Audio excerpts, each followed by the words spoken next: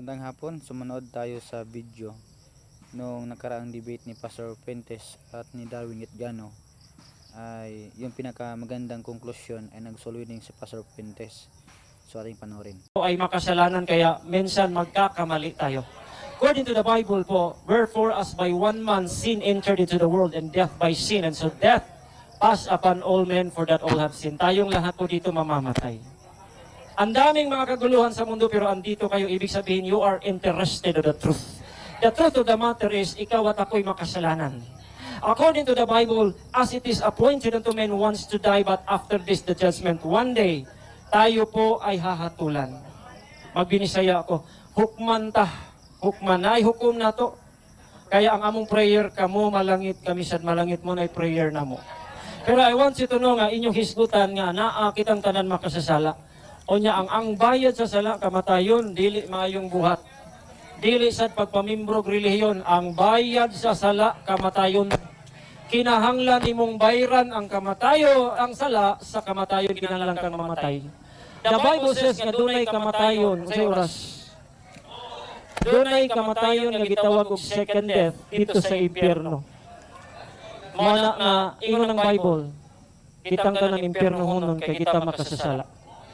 Pero I want you to know that God loves you so much. Mahal kayo ng Diyos. Ayaw niyang umayag na kayo mapunta sa impyerno, kaya gusto niyang maligtas tayong lahat. For God so loved the world that He gave His only begotten Son, that whosoever believeth in Him should not perish but have everlasting life. But have everlasting life. Kayo po'y rumispeto, kung alam niyo po ang salita ng Diyos, respetuhin niyo.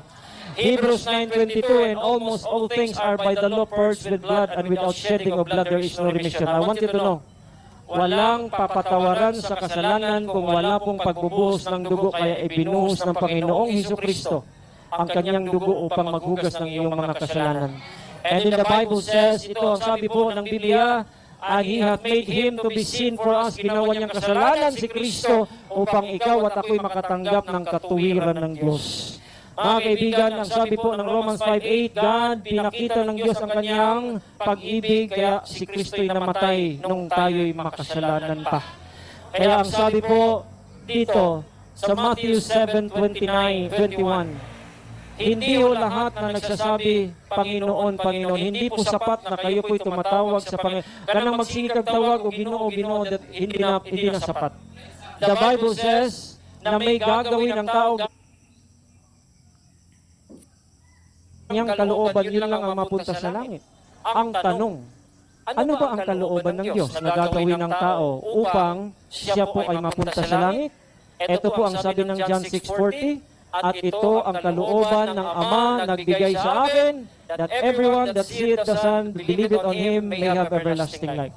Sumampalataya ka sa Panginoong Hesukristo at magkaroon ka ng buhay na walang hanggan. Salamat po.